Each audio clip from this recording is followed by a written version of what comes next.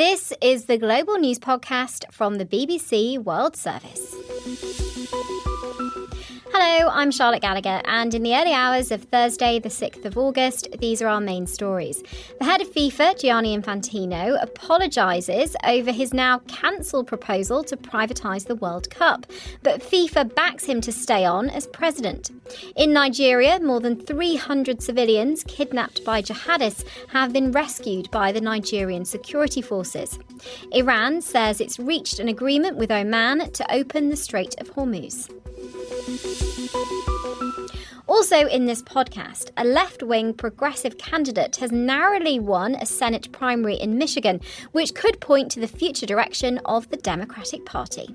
We took on a machine. You're not supposed to be able to beat that. And what we showed is that the power of our many is greater than the power of their money. And the acclaimed university professor who's resigned amid accusations of plagiarism. A joint statement has been released by FIFA and its beleaguered president Gianni Infantino, apologising for mistakes made in connection with his controversial plan to sell off shares in the World Cup. Now, that plan has since been abandoned, but calls for him to resign continue to grow. Here's the Canadian Prime Minister, Mark Carney. I've run a few organisations in my time. The idea that proper governance is not to disclose to your closest advisors, your chief operating officer, your fellow board members, something of consequence that you're even considering, let alone proposing, that's fatal, should be fatal, and you lose confidence in that individual. They have their own procedures for making those determinations, but certainly I don't have confidence in Mr. Infantino after this point. Mark Benstead from BBC Sport told me more about what's in that FIFA statement. There's various parts we could pull out from the statement. The first one concerns his position. They say that the FIFA Management Board reaffirmed their full support for FIFA President Gianni Infantino as the only official elected by the 211 FIFA member association. So that's on his position. They also go on to address the criticism of the Forward Enterprise proposal. That's the FFE. That's the scheme where outside investment was to be allowed into FIFA's competitions like the World Cup. They say, where mistakes made were acknowledged, it was agreed that it was not the intention for the FIFA Council and FIFA member associations to feel excluded from the process, and that the process should have been handled differently. It was further acknowledged that errors were also made after the proposal was leaked to the media.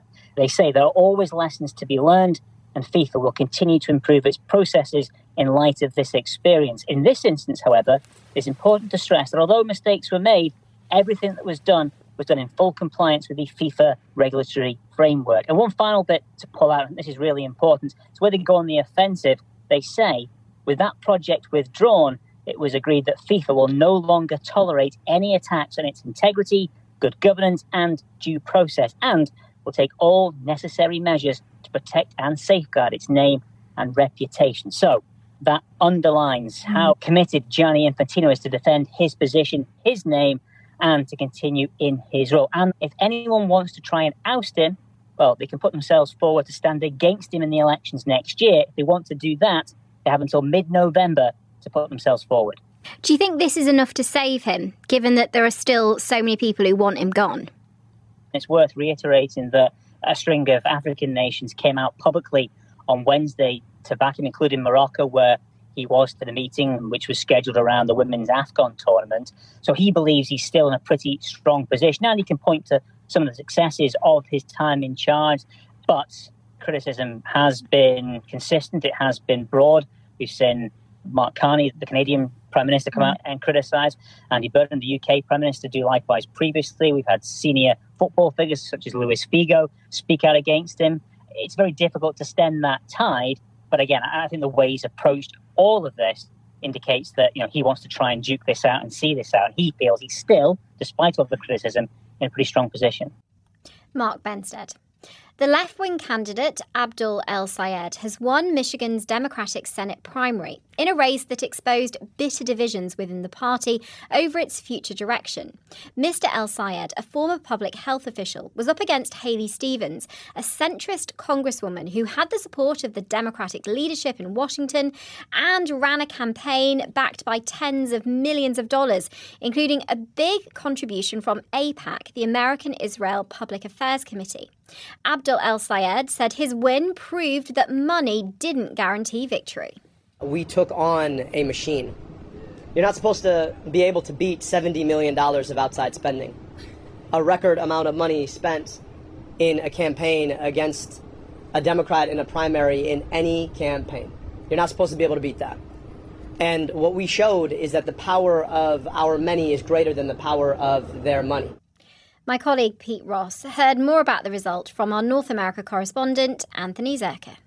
It was narrowly decided, just by about 1%, it looks like it's going to be. It exposed the divides in the Democratic Party between centrists, the Democratic establishment here in Washington, D.C., that backs candidates that they deem to be electable, and the grassroots liberal wing of the Democratic Party that wants fighters, people who are going to take it to Donald Trump and fully embrace left-wing policy proposals like taxing the wealthy, cutting off United States military aid to Israel, providing government-run health insurance to all Americans, and getting money out of politics. Clearly, the voting in Michigan demonstrates that the party still has these divisions, and the challenge for Abdul El-Sayed now is going to be uniting that party to take on the Republican in November in what is going to be a very, very important race for determining which party controls the United States Senate in November. Yeah, with that in mind, this result of this Michigan primary, it marks a fairly significant triumph, the latest triumph for the left of the party. What do you think it tells us about the future direction of the Democrats, particularly with, as you say, those crucial midterms around the corner? Well, I think it shows that the Democratic establishment, its influence in a lot of these races is waning. And even when they were able to direct overwhelming campaign funds to support the candidate of their choice, that by no means guarantees victories. I also think it shows that being willing to criticize Israel and America's support for Israel is no longer a black mark on a candidate, that this is actually something that's more in line at this point with where a lot of Democratic voters are. Pro-Israeli interest groups, including AIPAC, supported Haley Stevens overwhelmingly, tens of millions of dollars to her campaign. She outspent El-Sayed by about a margin of 10-1 in this race, and that didn't matter. The grassroots enthusiasm was on El-Sayed's part. Now, when you listen to progressives, this is just a first step. What they're really hoping is to show that a candidate like El-Sayed can win in a battleground state in November. And maybe we need to have a progressive as the Democratic presidential standard bearer in 2028. It certainly will bolster their argument if that's the case. And what's been the reaction from the Republican Party? Well, they've already gone after El-Sayed. I think they thought he was going to win. The polls showed that he was likely to win. They're already up with ads attacking him as out of step with Michigan voters, too liberal. They've focused on his full name, Abdul Rahim El-Sayed, I guess suggesting that he is un-American or somehow not the kind of candidate that Michigan voters should support. And Donald Trump himself has posted on Truth Social calling him a anti-Jew, anti-Israel communist. That was Anthony Zerker. In Nigeria, it's being described as the largest ever rescue operation by security forces in a single day. More than 300 people have been freed after being kidnapped by a jihadist group in 2 central Nigerian states.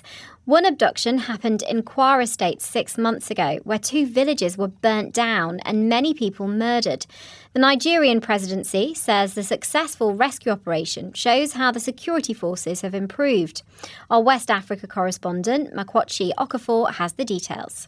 Over 300 people were rescued from 2 states in Nigeria. One is about 163 people from Warriors community in Kwara State, and then about 145 people from Niger State. Now, these 2 states are neighboring states, and they're in central Nigeria. The authorities have described this as the country's largest single-day operation by joint security forces. So it just seems to be really good news because particularly the attack in Kwara shocked Nigerians because when it happened in February, over 100 people were said to be killed, and then lots of people were abducted. And right now, since after February, we're finally now hearing that these people are free.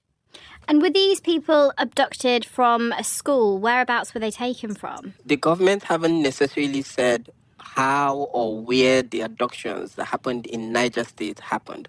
However, the Kwara attack happened in a farming community, happened in February. These people were attacked in their villages. At the time, the authorities said it was jihadists who were pushing a stricter version of a religion in the region. The community turned it down and they were attacked and lots of people were killed and then abducted. We hear a lot about kidnappings in Nigeria, but are they spreading across the country as well, or are they staying in certain states? Well, a yes and a no, and I will explain. What has happened through the recent months is that we're seeing abductions happening in places that you wouldn't consider as traditional conflict zones. Traditionally, the northern part, particularly the northeast, Borno State, and the states around there have been more of where you hear kidnappings and abductions happening. But over the years and into recent months, we're seeing this violence spread into the central part of Nigeria, which is where these people were abducted from. And even now, recently, there's been one school abduction that happened in just very few kilometers away from Lagos State in the southern part of Nigeria. But the good thing is that we are also seeing more and more of releases of those who are abducted. In the past, when school abductions like Chibok happened, not everybody who were abducted then got released. But now we're seeing these releases happening. But I wouldn't say that violence has completely stopped in Nigeria. But we're seeing at least some level of improvement. And the government have said that this is because of improved coordination and even working with international partners, for example, the United States, and also increased spending in military operations in the country. Makwachi Okafor in Lagos. From today's cutting-edge vaccines to ones created decades ago, most need to be kept cold to survive the trip from factory to patient. But this can cause issues in certain countries and means many end up being wasted. Now UK scientists say they've successfully trialled vaccines in patients that don't need to be kept in a fridge. Our health and science correspondent, James Gallagher, told us more. So we have to think of vaccines as being like Goldilocks. They don't like it too hot or too cold. So that's why most of them need to be kept in a fridge, and that's from the moment they're manufactured through storage and transport all around the world until they end up in a patient's arm. And that's easy to do in large parts of, say, the UK, but very hard in poor, remote and war-torn parts of the world, and are a major reason why vaccines are wasted. So these trials were on the tetanus diphtheria vaccine, and that's normally a liquid. But what happened here was a sugar called tremulose was used to stabilise the vaccine as it was turned into a dry powder. Now, some plants produce large amounts of this sugar during a drought. They're known as resurrection plants, and they look like they have died, but actually the sugar has stabilised all the cells inside the plant, and then when it rains they come back to life. And that's what they're repeating here with this vaccine, because the vaccine they developed was stored at room temperature for up to a year and then rehydrated with water for those trials involving 60 volunteers. And the researchers said the vaccine they developed was safe and appeared to produce very similar immune responses to the conventional vaccine. Now, in principle, the same approach could be used to make many vaccines and drugs stable without needing a fridge, but a larger trial is now needed. It's due to start in the next few months to see if this approach really can make it easier to get vaccines to everyone who needs them. James Gallagher. Still to come in this podcast. A lot of my friends and family is back home, and it's still I'm missing them every single day, and there is nothing I can do except playing football and using the football as a biggest platform with the media to be their voices. How, against all odds, the women's Afghan football team are back on the pitch.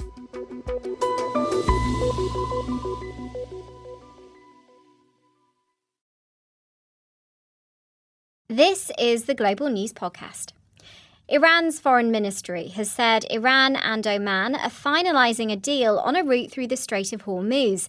But the deal is said to be conditional on there being no interference from third parties, thought to mean the US. It's still unclear if the details will be acceptable to President Trump or his Gulf Arab allies. So what do we know about this agreement? I've been speaking to our BBC Persian correspondent in Washington, Kashayar Junaidi. In the past 3 weeks, Iranians and the Omanis have managed to discuss in detail the technicalities of a safe passage route through the Strait of Hormuz for commercial ships. And they've made an agreement, and a joint statement will be issued soon. Accordingly, a majority of this route goes through Iran's territorial waters, either when the ships want to enter the Persian Gulf through the Strait of Hormuz or when they want to exit. And this will give Iran further control over shipping lines in the region. And according to Kazem Gharibabadi, who's the deputy foreign minister in Iran, with the opening of the new shipping route, the two northern and southern routes, which pass close to the Iranian and Omani coastlines, will be closed. I wondered what you made of the US talking about having talks with Iran on opening up the strait, and Iran denying that those talks were happening. What do you think's going on there? Well, Iran is insisting that it has been only talking to the Omani party, not to the Americans. Of course, any kind of movement in this area, any kind of agreement that will endorse the previous ceasefire and move towards implementing the ceasefire needs a blessing from the American side.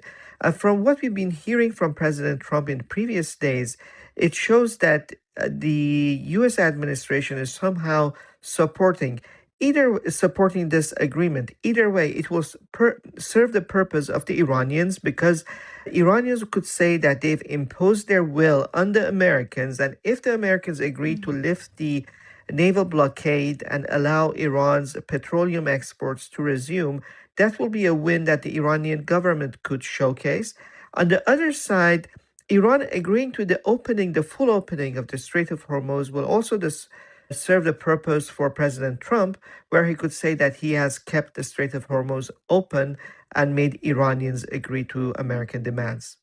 Say if the US accepted this Iran-Oman deal, it would leave the Iranian regime in an incredibly strong position, wouldn't it? Perhaps stronger than it was before the war. Well, there are a lot of ifs, as you mentioned. Yeah. Still, the details are vague, and we still have to hear from the American side whether they're going to exactly agree with the Iranians and if they are going to re-implement the Memorandum of Understanding. But as I said, it's not only Iran and America. There are other littoral states on the Persian Gulf, Iran's Arab neighbors, and they also have to agree because their exports and their imports also go through the Strait of Hormuz. So increasing Iran's clout in the region is something that they will not be really happy about. Kashayar Junaidi from BBC Persian.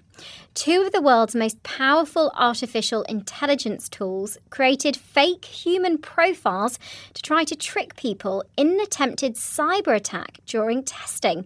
In the most serious case, Anthropic's Mythos AI tried to gain access to a service by sending private messages, having set up fake accounts mimicking real people. The UK's AI Security Institute said it was a level of autonomy and deception it had never seen before. Here's our technology reporter, Chris Valence. The AI Security Institute works to evaluate the capabilities of advanced AI models, but in a test of the hacking abilities of advanced models from Anthropic and OpenAI, it revealed it got rather more than it bargained for. It said highly autonomous systems engaged in harmful activity directed at real people and organizations. In the most alarming incident, Anthropic's Mythos AI decided to use deception to carry out a hack on the online programming platform GitHub. It created fake online profiles mimicking real people. It fabricated evidence and sent messages in an unsuccessful attempt to pressure a real person running a programming project to include its malicious code. When it was found out, it attempted to cover its tracks. The AI Security Institute said another autonomous tool made by the rival company OpenAI had also attempted two less serious cyber attacks on GitHub. Both companies said the AI Security Institute's testing had reduced or removed normal safeguards. Anthropic said it would investigate to understand the causes of the AI's behaviour. Chris Vallance with that dystopian story. Now, to a story of overcoming the odds and ascending the heights of one of the world's top universities. Or is it? This is Jason Arday, who became the youngest black professor at Cambridge when he was appointed in 2023. I was diagnosed with autism at the age of 3. I learned to speak just before the age of 12, so I was 11. I learned to read and write when I was 18 years of age. Those milestones became quite significant. 12 years after learning to read and write, I gained a PhD, and then I ended up becoming one of the youngest professorial chairs in Cambridge's history. But he's resigned from his post hours after the university said it was investigating his academic qualifications. Professor Arday has been accused of copying parts of his work and embellishing his biography. He also made multiple claims about his sporting achievements, including running 30 marathons in 35 days and 300 miles in 3 days for charity. Now, he has admitted there were mistakes in his work, but says he isn't a liar. There have been claims that criticism of him was motivated by racism, but others say the accusations of plagiarism are legitimate. Our global affairs reporter Paul Moss has been telling me more. Cambridge University has been involved in a long process of trying to change its image from being this sort of old-fashioned, highly traditional establishment, basically aimed at posh white people who are privately educated. It's been reaching out to people from more humble backgrounds, to ethnic minorities, and I should say it has had some success in very much changing the kind of people who always went there. And in the midst of this drive, 3 years ago, it appointed Jason Arday as Professor of Sociology of Education. Now, this got a lot of publicity. He was the youngest black professor in the university's history, just 37 years old. But he had a great backstory of disadvantage. His parents were immigrants from Ghana. He said he'd had an autism diagnosis, that he hadn't actually been able to talk until he was 11 years old. So, this was seen as a very inspiring story, with the idea if he could get to Cambridge University and become a professor, then anyone can with the right amount of work. He made a series of claims about his achievements, and now there are lots of allegations that these achievements simply didn't happen. Yeah, the first allegation, the main one, was that he'd copied parts of his PhD thesis from someone else, and with very little rewriting. The trouble is, once you're accused of one thing, then people start sniffing around in your past, looking for other, perhaps errors, perhaps things that weren't quite true. And I have to say, Jason Arday did give them plenty of material to sniff around them. He claimed to have been a visiting professor at a dizzying number of universities. One of them was Ohio State University in the US, who came out and said, look, he's never worked here. But these remarkable claims weren't only about academia. He said he'd run 30 marathons in 35 days. He claimed to have raised money for a charity that later said, well, he hasn't been working for us. And I think what's striking is how many of these claims are very easy to check. Now, initially, Cambridge University itself and individual figures at the university gave him their full backing. But in the last week, we've seen some of that support beginning to disappear, people withdrawing their support. And on Wednesday evening, Cambridge University announced it was launching a formal investigation into Jason Arday's claims. That seems to have been the trigger for him to resign. And what's he said about all this? He has been defiant to the end. In his resignation statement, he said he still refused to accept the narrative that others had created around him. He said he was resigning for the sake of his own health and that of his family. Now, he has previously said that people were just out to get him. In fact, when one journalist started investigating his background, he called the police. And in his statement then he said, "This is not the end of my work. It is simply the end of this chapter." I have to say, whatever happens to Jason Arday, I think he's right. It won't be the end of this story because it's become highly politicised. We've had a lot of conservative commentators blaming not just the appointment of Jason Arday, but the whole idea of helping people from ethnic minorities to get places at establishments like Cambridge, which had traditionally excluded them. They're saying, look, when you do that, this is what happens. Here in the UK, it's a little early for Thursday's papers, but I have no doubt that when they came out, they will be full of stories about Jason Arday and what his resignation means. Paul Moss reporting. Finally, in the 5 years since the Taliban returned to power in Afghanistan, women have been banned from all organised sport. But against the odds, Afghanistan's women footballers, now scattered across the world, have found a way back onto the international stage after FIFA changed its rules, allowing them to officially represent Afghanistan. The BBC's Majuba Narouzi followed their journey as they travelled to New Zealand for their first match since the rule change.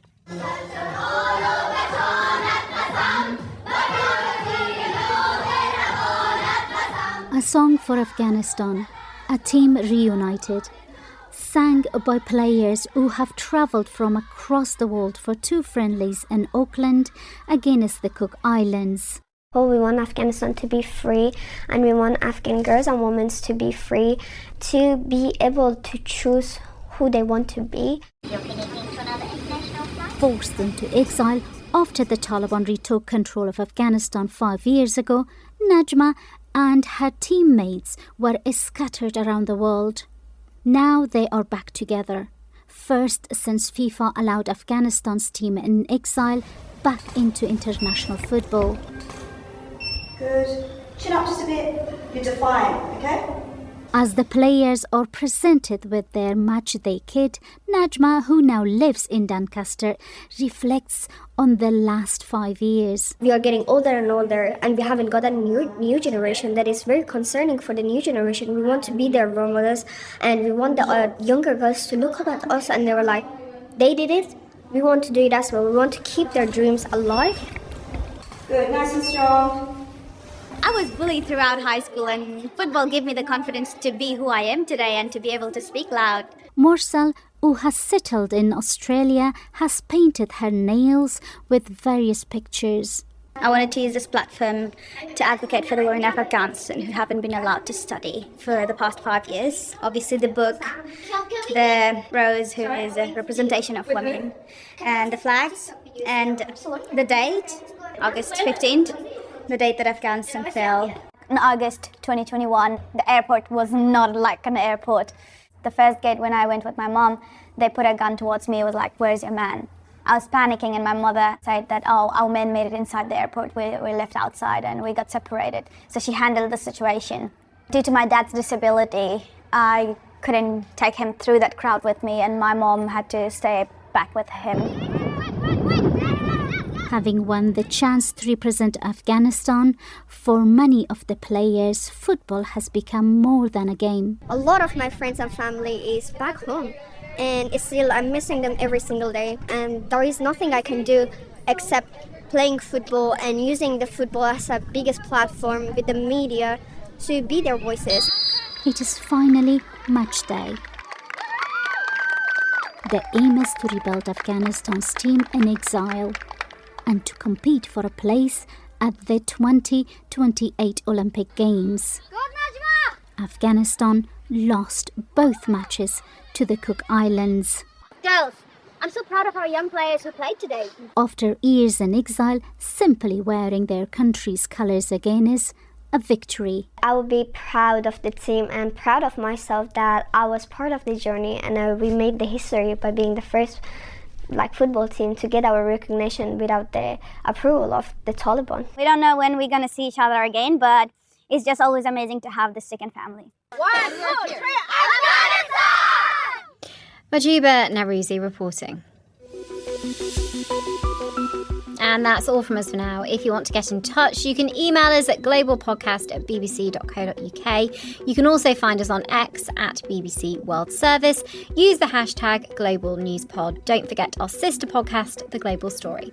This edition of The Global News Podcast was mixed by Joe McCartney and the producer was Marion Strawn. The editor is Karen Martin. I'm Charlotte Gallagher. Until next time, goodbye.